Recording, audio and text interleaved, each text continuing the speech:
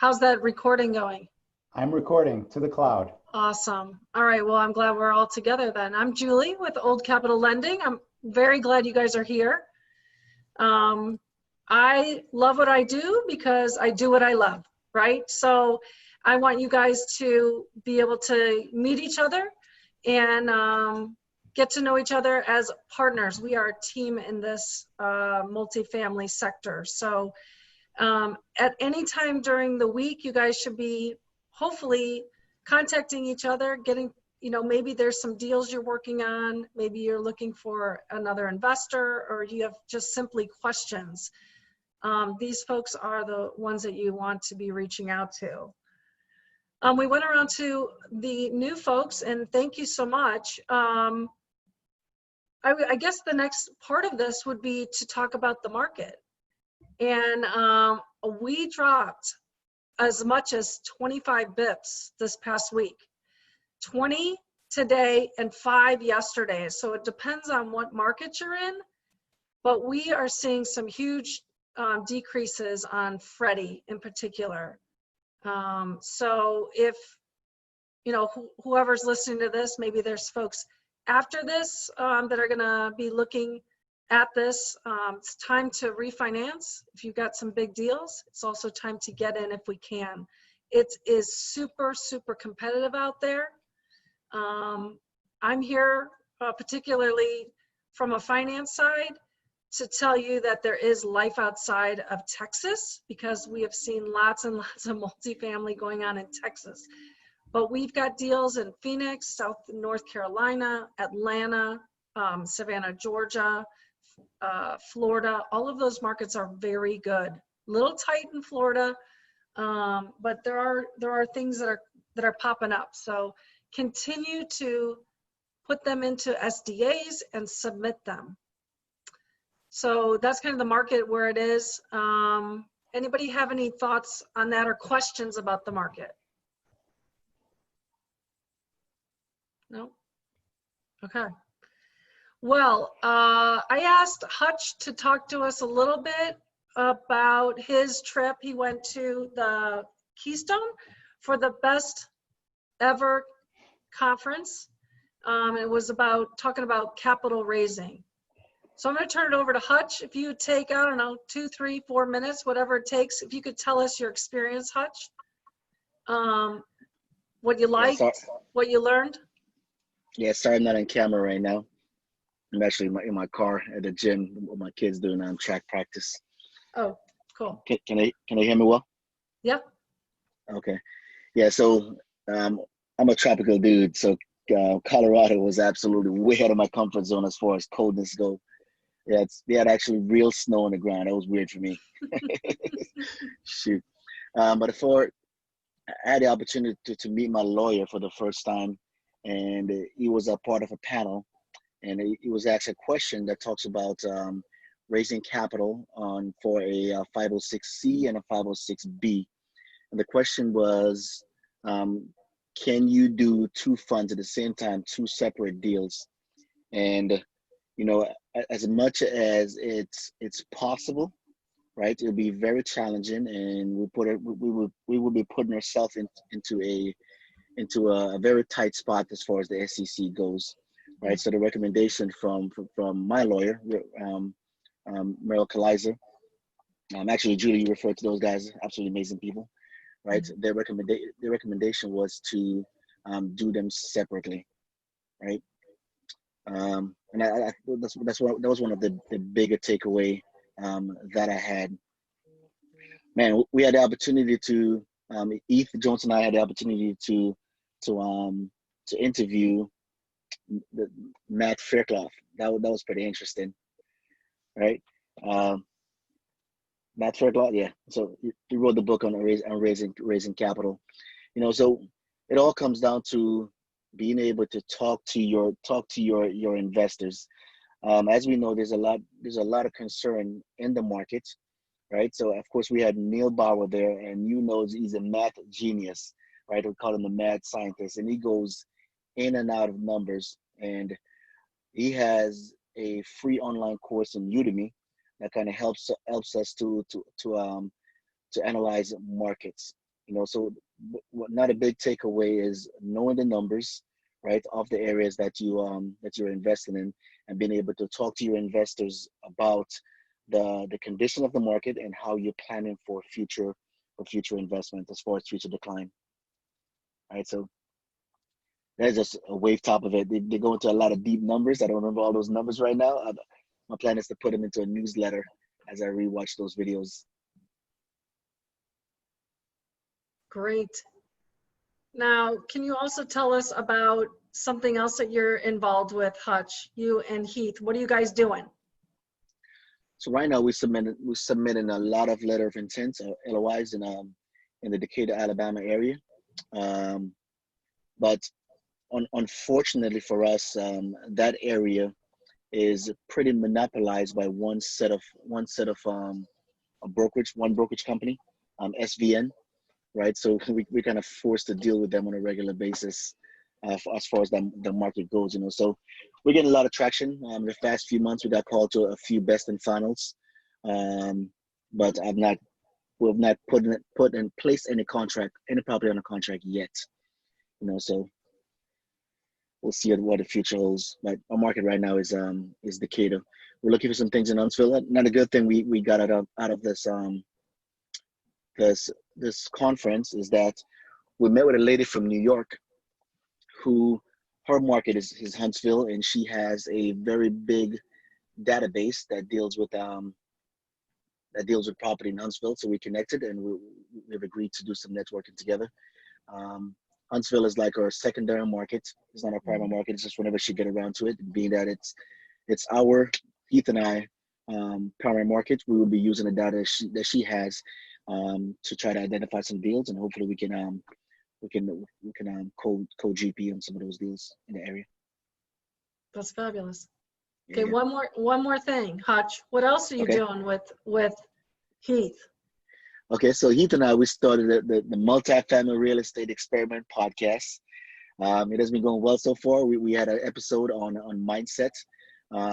Actually, our first episode was Heath and I just talking about the stock market versus real estate syndication. Now, we have heard a lot of information discrediting the stock market, get out of the stock market, get into real estate. But Heath and I, we wanted to take a different approach, right? Because we understand that most of the folks that we are talking to, they were able to accumulate their wealth so far, right, in the stock market. So we tried our best not to discredit the stock market, help our listeners to understand how we find value in the stock market, but also help them to understand diversification that syndication presents to them or affords them, right? So that was the first episode. We got into a second episode with Tim Kelly. He's one of the key principal for active duty passive income, ADPI. They have a huge following, and what they mostly focus on servicing the military, active duty military, and veterans. Right, so we had him on to talk about mindset, because Tim Kelly is a life coach and also result-based coach. For the third episode, we had our yours truly, Brian Briscoe, right? And Brian Briscoe gave us so much content.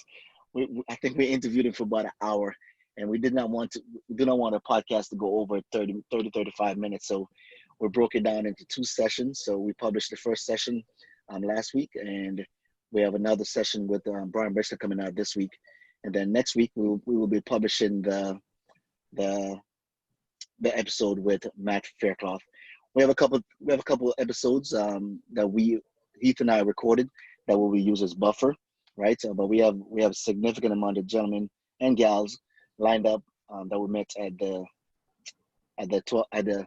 Best Ever Conference 2020 that we will be interviewing in the next coming weeks. We also have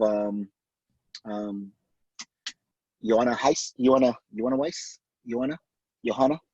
He's a cost segregation guy. Oh, the one with the braids, yeah. Johanna, yeah. So he's agreed to do an interview with us, to include one of Joe Ferreira's Hashcroft Capital, one of his partners. So we got a couple exciting episodes recorded so far, and we also got several more to come. And it's it's the Multifamily Real Estate Experiment podcast. We're on Spotify right now. We're on Buzzsprout, and we just got approved today to be on iHeartRadio. So the next step is to get onto iTunes. That is That's it. amazing. That's really Thank great, you. Hutch. Thank you. If you would remember all of us when you make the millions, that we helped you get there. No doubt. I think we're gonna get there together. Well, that's really exciting. I'm so glad that you shared. Thank you so Thank much. you, man. Appreciate the opportunity. Sure, absolutely. And thank you for your service too. And Terrence, thank you for your service. Appreciate it. Thank you for the support. It's always Thank you great, for your support as guys. well. Awesome. All right, well, the time has come. I know you guys are waiting with bated breath to have Mark join us again tonight. This guy is world renowned. Did you see that? World renowned. Mark Ferreira, right? That's right. That's you, right, Mark? Ferreira, world renowned. That's it. It's not helping me any though. Where's the millions? We're waiting for Hutch. He's going to pass some over to us. Well, all right. So I guess do I share my screen? Let's see here. So well, first of all, yeah. Let me. Well, hold on, Mark. What? Let's see. Let's look at our. We've got about 50 minutes, 50, and then Okay. let's take. It seems like we might need some time to kind of shut it down, ask some questions, and then we'll be out of here at 9 o'clock. You'll be Everybody my good with timer. that? Yeah. Yeah, Okay. you'll be my timer because I'm not gonna be looking at the clock. But so last two sessions we talked about the market and crime and median income. So we're really researching the market. Last week we talked about crime and we started getting into the T12 and the SDA, started putting in the numbers and start to develop a business plan. And we left off right around the beginnings of our business plan where we were going to increase rents. We had a budget in place and that's where we left off. So let me share my screen. And I think it's this one. You guys see the SDA? There it is. Okay.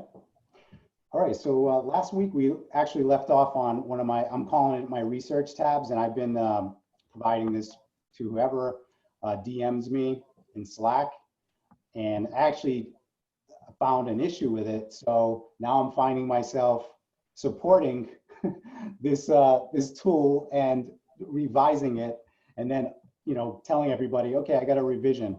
So I didn't expect this to be like something that I'm going to have to support and check, but it's a pretty simple tool, and it's easy. Like it was an easy fix. I mean, it doesn't look simple, but the calculations are pretty simple. It's just a lot of it because we're kind of escalating the rent projections, and this is kind of the only way I know how to do it in terms of just by escalating and with the unit counts and the premiums. This is really the only way I know how to do it. But I have made these little changes where we can make it a little more digestible to our eyes. So I kind of just collapse everything. And then what we end up with is just kind of these most important cells are year 1, year 2, and year 3 completed, really. So really these are the cells that you need to look at, and this is where we're going to grab the numbers for our rent projections and our rent premiums, and then put these into the P&L tab. But I want to go over this quickly in terms of like what how we put in these numbers. The business plan was to increase rents by around $220. Actually, the OM stated we can go up to 250, something like that. We're being a little conservative, or more conservative than the OM. So our premiums were $222 per unit, and we figured we can, in 28 months, with 4 units renovated per month. So I basically just copied and pasted all the way down to 28 until it reached our unit count, which is 112. That's how many units we have in this property. So once you do that, the numbers calculate. And another thing, I don't know if you were here, everybody was here last week, but this 4 months, it starts the process or starts the, you can start collecting new rents month 4. It is conservative. Typically you wanna, right after you purchase the property, you wanna get on those units that are vacant, renovate them as quickly as possible. And maybe month 2 or 3, you start seeing some of that income come in, that new premiums come in with new tenants. But I got 4 months here as a just conservative. You have setbacks during renovations, this and that. So it's just a conservative approach there. So then, so year 1, we have over $31,000. And this is on top of existing rent. So these premiums are on top of existing rents. And I want to make that clear, because if you're going to use this tool, you just need to know that this is on top of what you currently are taking in. So I'm going to show you how you get these numbers into the P&L and are able to actually realize them.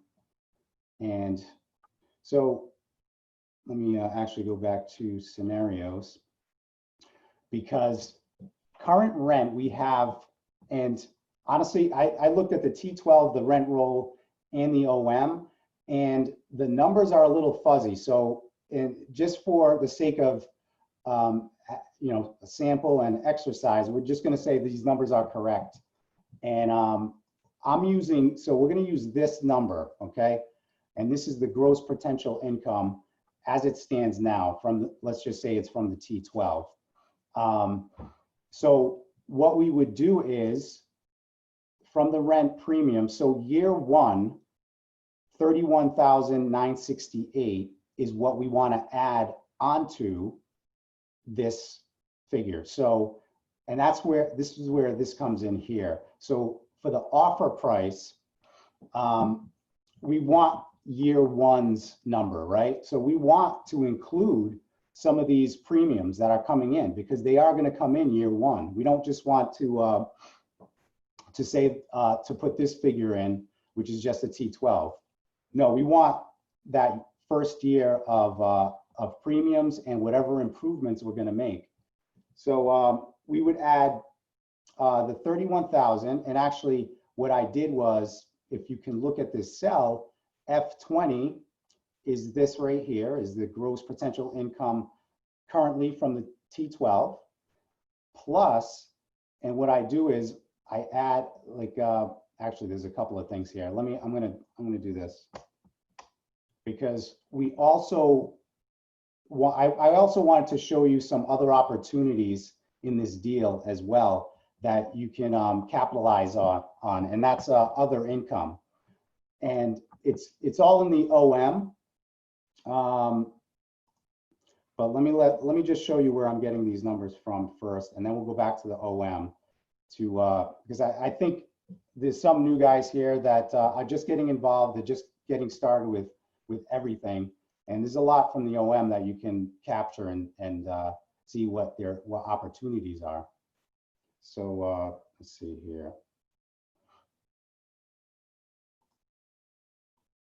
So if we're just going to do rent premium. So what I did was I basically, from scenarios,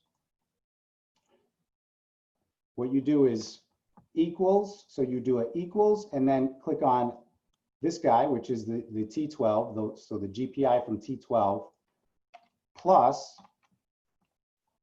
and then go back to the rent premium schedule and click on that cell, first year of premiums, and enter, and that's what you get. And I think I had that before. Actually, there was one more, there was other income that I had there as well. And I'm going to show you where I'm coming up with that. For guys that weren't here last week, this is the OM. I got it on a certain page because I wanted to show you. Right now, the owners are paying for water, trash, pest, and cable. Actually, the cable bill no longer exists. But so water, sewer, trash, and pest. Typically in Florida, you can recapture this with a RUBS program. So water, maybe not trash, but certainly water, sewer, and pest. And also you could try valet trash as well for other income. So is something in the OM that you can look at and see maybe there's opportunity here. You would validate this with your PM. Your PM will tell you, your property manager will tell you, oh yeah, you can do this or you can't, not in this market.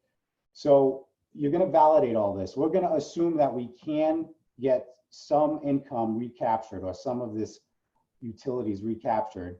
And I'm adding that in the other income schedule. And that's another, basically the same tool, but used for other income. So it's the same rent premium tool, except it's separate, so you can separate the two premiums.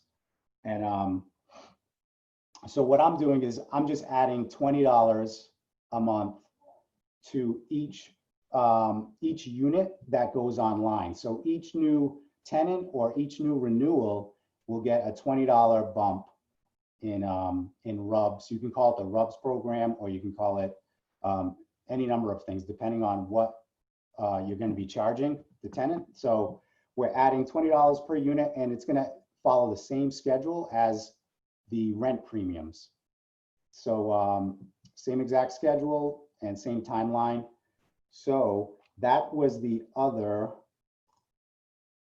figure that I had in here. So now I would just do plus if we have income coming in.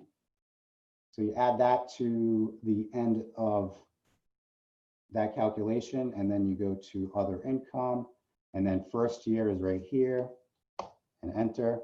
So now we have 1 year of premiums and other income coming in. So so that's that. And I want to go back to the OM because there was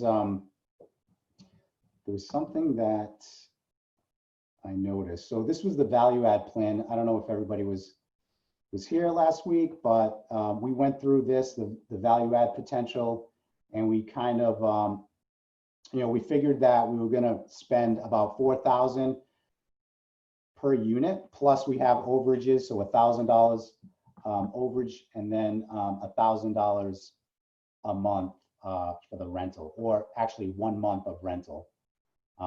So for a total of, it's over $5,000. And we figured we were going to reface the cabinets, paint them, put a new countertop, new vinyl floors, and just, new paint scheme, as well as the bathroom, maybe new vanity counter or countertop and refacing, as well as new vinyl flooring, and just cleaned up. And then we had a program for exterior as well. We were going to change or beautify the back, the pool area, privacy, and then also repairing the fences. We had a budget of $150,000 for that. And this is all assumptions, obviously. We would really do our homework. If this was a real deal, we would talk to the PM, we'd have a contractor go out with us and calculate everything. So, and that was done here. This is in the business plan unit mix. So what we did was we figured we can get rents to $850, and this is all going to be confirmed and validated with your PM. So the PM will tell you, yes, you can, your business plan looks good. If you renovate with exactly what you mentioned with the countertops and the, all the painting and vinyl floors. So they're going to, the PM's going to validate that and going to tell you, yes, they support this. And we figured 4,000 per unit interior. And then we have overages of 1,000, and then also rent loss of 1 month. And that rent loss is the previous rent. And then we get our figure, and that's the landscaping and exterior renovations. And we get a figure of 780K. This is our premium from the previous rent. And so we'd be using this figure right here to go into the scenarios tab for repairs and reserves. So that's where this figure comes from. And I just, all you have to do is do an equal sign and point to that cell. And even if it changes, so if you change the reno to be 5,000 per unit, this will change for you. So you don't have to go back and forth. So it's a little more dynamic that way. All right, so we got the business plan in place. There's a lot of steps in here that we're missing too. Like, are these rents achievable? One thing that I was thinking about doing, but I'm not sure if we have time, but basically you want to go to apartments.com. This is one way to do it. Or you can speak with your PM. You're already speaking with your PM. They'll know if you can achieve these rents for that market. But even before that, if you just want to see if these rent premiums will work, you can go take a look at it in apartments.com. So let me and basically what I did was, there's two rent comps that were a decent comparison to this subject property. And it was the Crystal Court. And let me just show you proximity.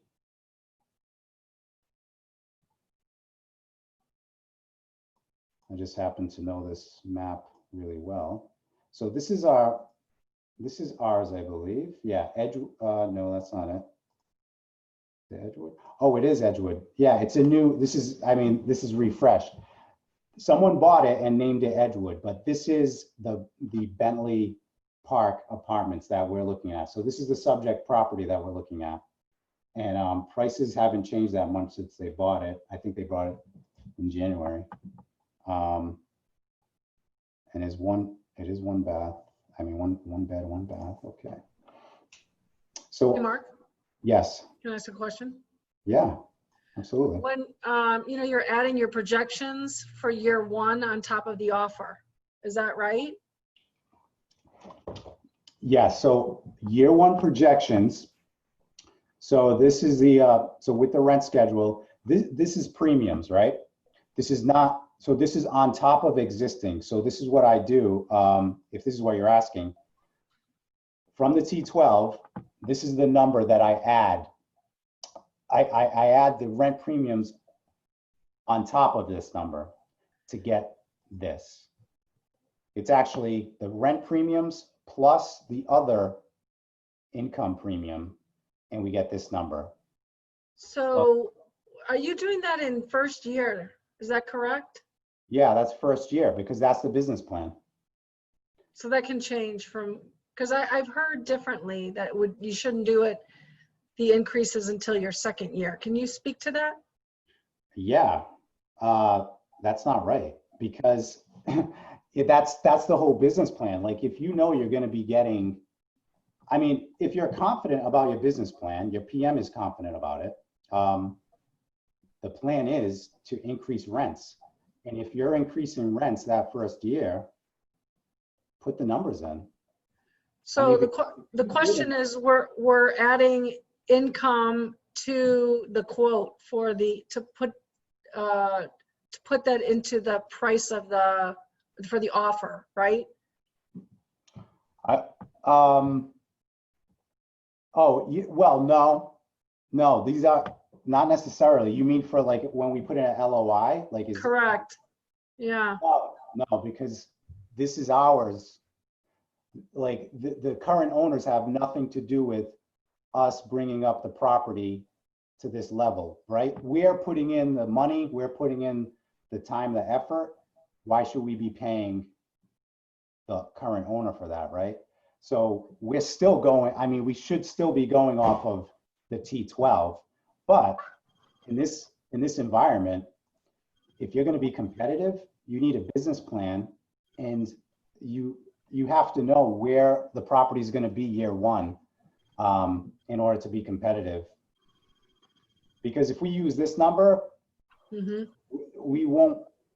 not going to offer, the offer is not going to be that great.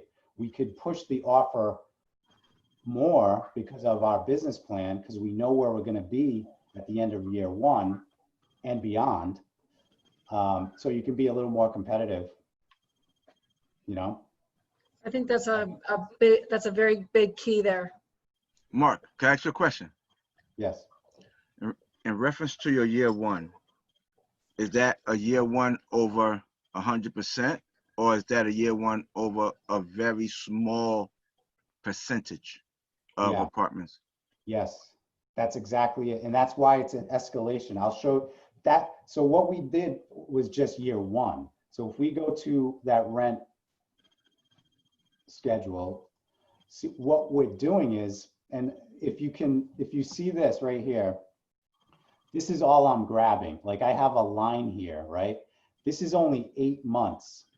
Even though it's a full year, like this is what we receive at the end of the year or by the end of the year.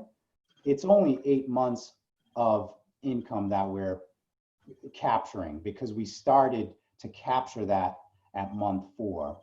So that's what this line is. And then when we come to year 2, everything is bumped like 4 months out because of, you know what I mean? So, but these numbers are escalated.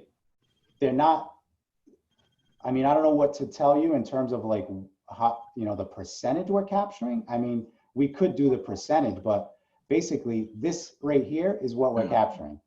The reason why I ask is because your first year, I don't like to say year, I like to say your first 12 months of the, because a year is from January to December. Yeah. But your first 12 months, you're not going to raise the rents on 100% of the units. You will only be able to raise the rent on a percentage of the units because only those units will be coming due during the time of your first year. Yes. So it out of, if I'm not mistaken, this is a 28 unit building? Yeah, so it's 4 times, so we'd be doing 48 the first year. So really 48 every year for the first 2 years, 48, and then what is that, 20? So percentage-wise, it's less than what, 30%. Well, oh, this is a rehab? Yeah. Oh, never mind. Yeah, it's rehab and new turns or renewals, and these are coming online. So 4 renos and 4 units coming online every month. Okay, so going back to what Julie asked, that's still not going to be. You're still not going to get 12 months in there. No. But your number, you're saying that your projection, your number for first year, if I understand you correctly, you're saying your numbers for the first is for the whole year. That's going to be all of the units. No. But right? No, it's only the units that come online, right? Yeah. And then for only that time period. So for this year, this is what's coming online, right? 1 to 8. Huh? Yeah. There's 4 units that came online. They're making $222 premium each, right? And we're getting, for that first month, we're getting $888. The second month, we have 8 units coming online now. Or 4 more units come online. So now there's 8 units online with the new renos. Now we have, whatever, you do the math. Gotcha. So it's very gradual. So that's the whole point of this whole tab is to gradually bring those rental units online with the new premiums, opposed to just saying, you know, we can do whatever. If we're going to do 48 units, I don't know, you know, this is just the way that I've developed, and that I think is just a more realistic approach to those premiums coming online, opposed to just maybe you say Okay, yeah, we could do 32,000 of premiums per year. Let me just add that to year 2 or the end. I don't know, like, I don't know if that answers your question, because I mean, this is the only way that I know how to do it. That is kind of, it just makes sense to me. But Hey, Mark. What do you do make perfect sense, man? okay. All right. Would this be used for like your investors? Like you're showing them this is what they were making, and after 1 year, this is our projected what we're going to make, and show this kind of like to the banks and investors or other partners? Is that the intention? You could, yeah. I think it's more just, I mean, it was just for me to come up with a number, like a realistic approach to rental premiums, because before this, I was kind of just, you know, I wasn't really doing any calculation. So this is more like giving yourself a target kind of thing, as opposed to just throwing darts at a board.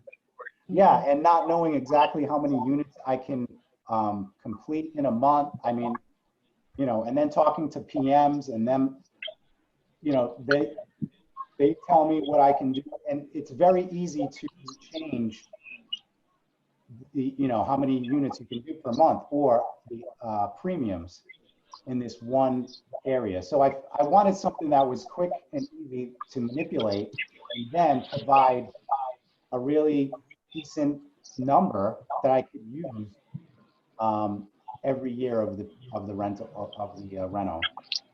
Yeah, I think it does help to set more realistic goals as far as where you're going to be with your rent premiums. I like it.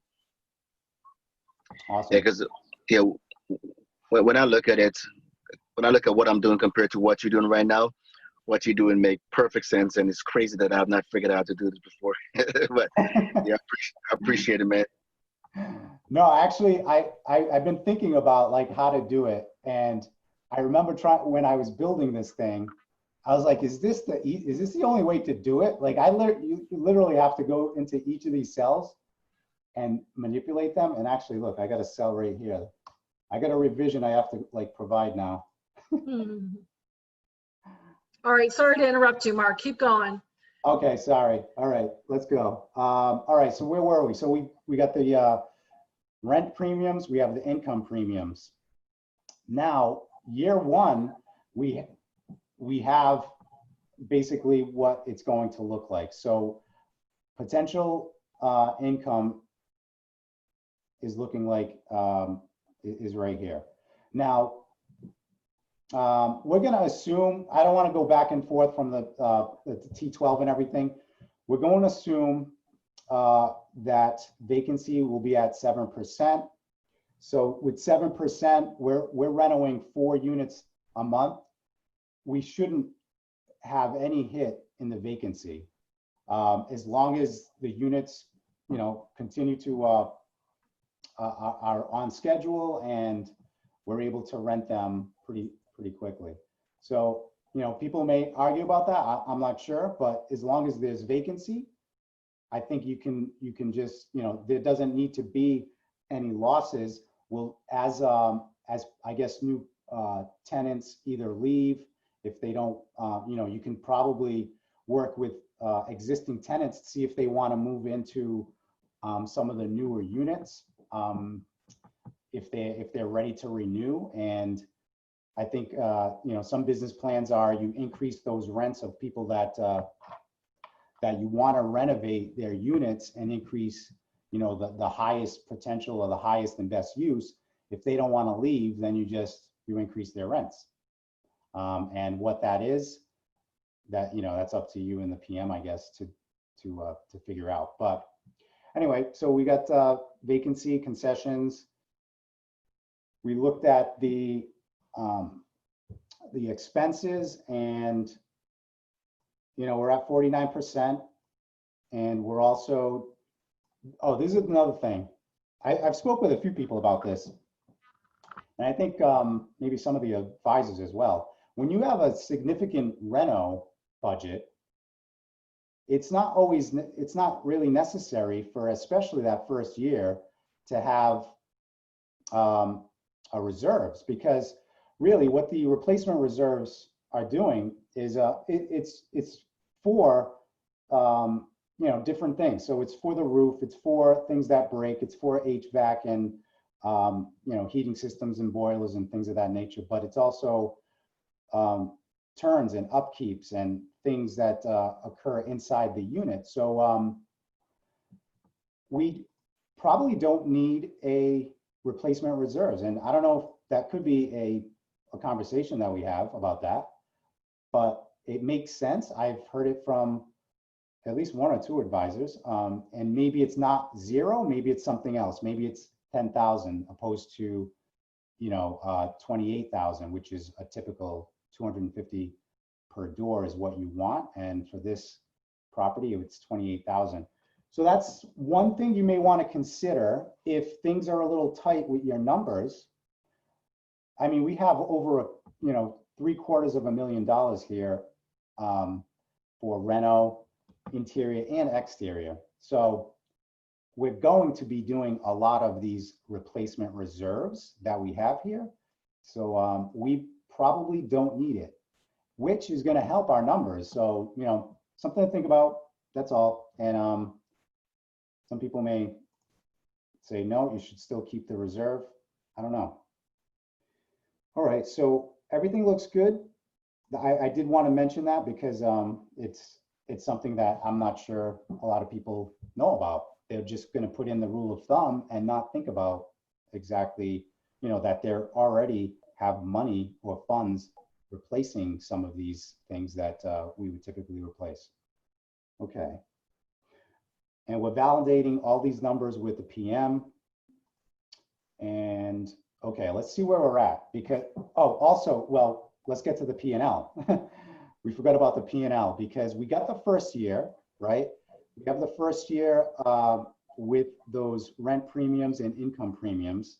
Now, how do we get this figure and the third and year three? So you don't want to touch any of the dark or black, right? Everything that you want to touch is in blue. So we want to manipulate the rent, the average monthly rent. There's a number of ways to do this.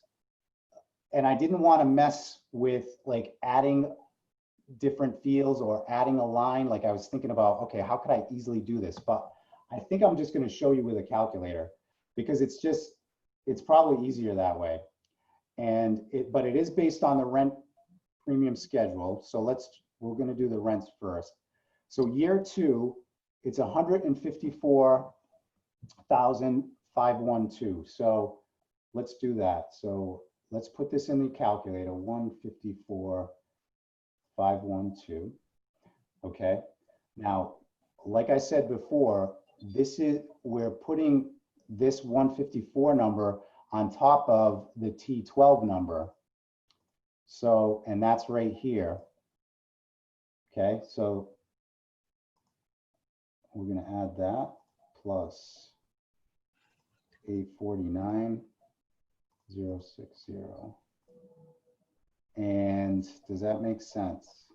Maybe not. Hopefully it does. Did I do that right? Yeah. Oh no, it's 130. 3.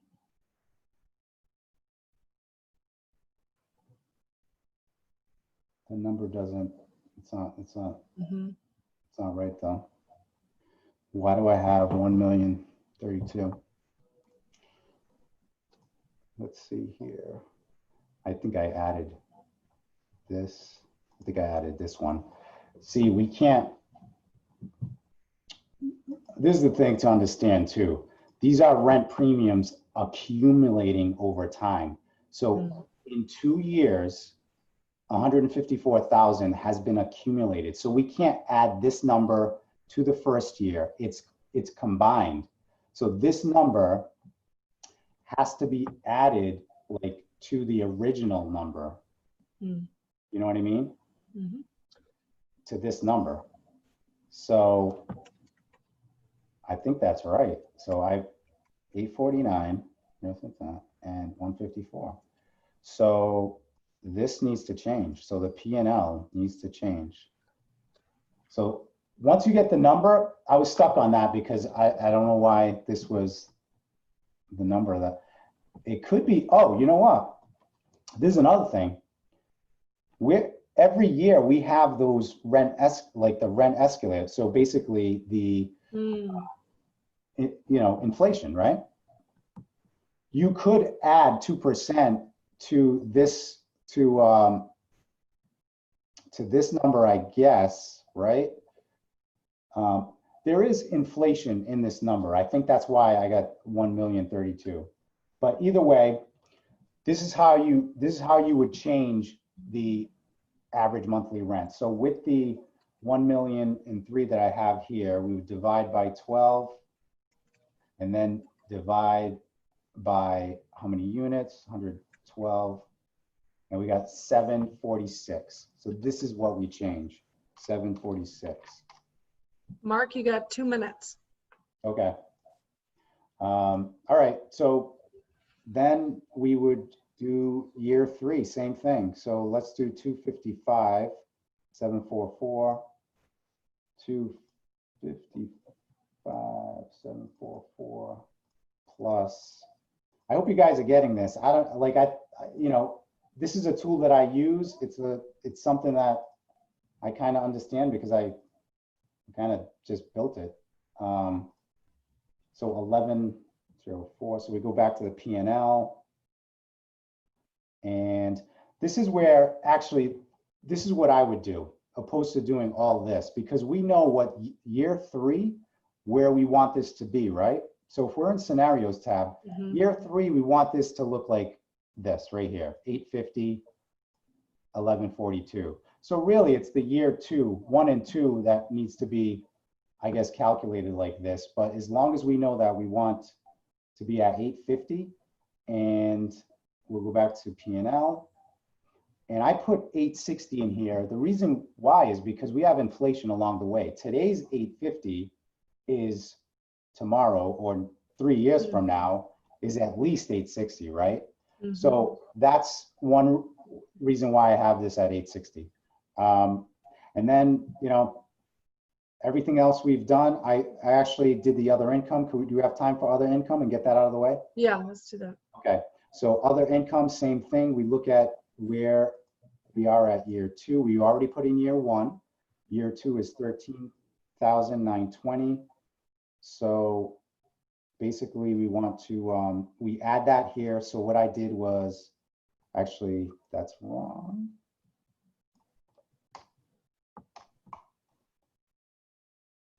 We have to go back to scenarios tab.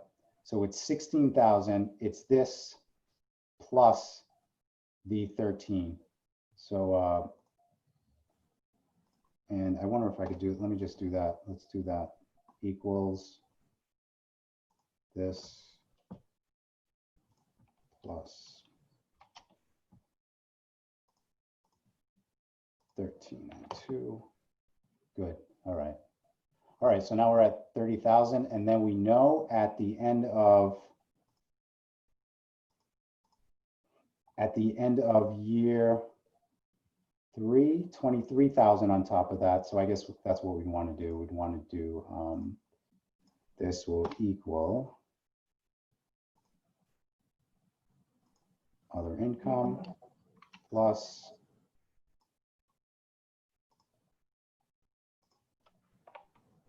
23. Oh, actually that one, because that's the end of year 3. Okay. I hope that made sense. Was that a little confusing? Sorry. So that's all the income. And that would be completed. So year 3 of premiums are done. Year 3 incomes are complete. And let's take a look at the summaries tab. And the returns look good, but the cash on cash doesn't. And we can play around with that. Maybe next week we can play around with, how can we change this? And there's a number of variables that can change that for the better and for the worse, but we want it to be better. But, any questions?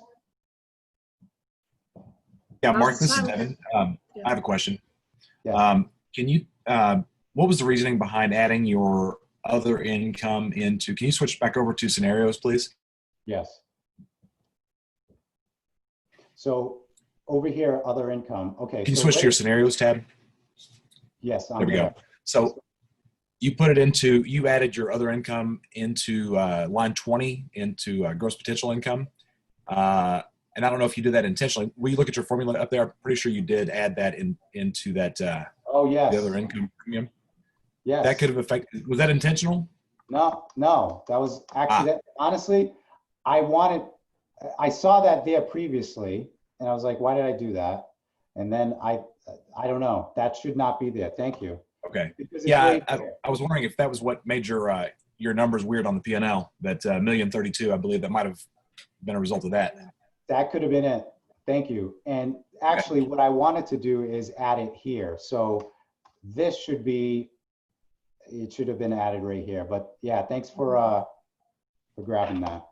Yeah, thank you for explaining.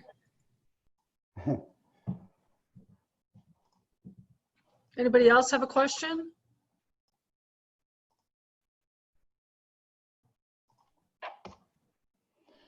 Is this helpful, guys? Definitely helpful. Yeah, very helpful. It's going to be more helpful on the review of the video. Yes. Yeah, have to I clean feel it like we multiple could. times. I feel like we could do that like 4 or more times. Well, yeah. I mean, I'm used to it, so I don't know. And we're short on time, so I feel like I got to kind of rush through things. But No, that's great. If you take your time, then we can get it. okay. All right. Anybody else have any questions? I love the feedback that we're getting on the phone. Mark, so you're able to share this document? Yes. Willing to share it? We'll be sharing the video.